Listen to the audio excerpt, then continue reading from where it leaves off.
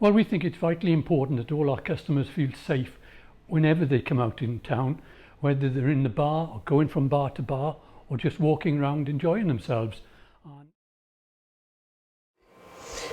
It will benefit all of us, so the whole community in one, because we are one community.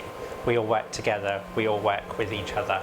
So by working with the LGBT police and the community, it brings us all together. We know that hate crime in the LGBT community is underreported, so we're hoping that this partnership will help people feel like they can report more crime. You know, there's not many scenes like ours, you know, and Cardiff not being one of the biggest cities, but you've got the catchment area, the valleys and everything else, and where somebody might be bullied who lives in Merthyr or is in Caerphilly can come down to us and can actually go into one of our venues and speak to a police officer about what they're experiencing, where they are, whether it be bullying, online. I never had anyone to speak to.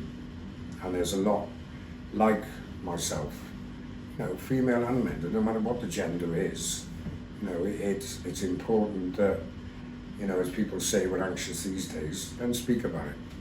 Don't keep it in, come and talk to someone.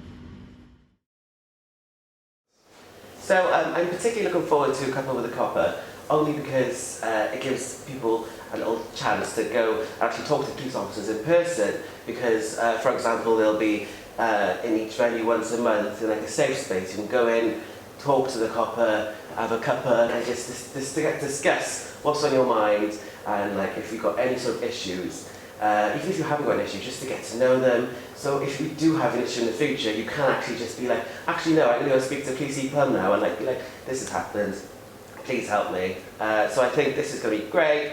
And you can find the details for Couple with a Copper on all the social medias, so the venue social medias and South Wales Police social medias as well. So be sure to check those out to have a little look at what's going on.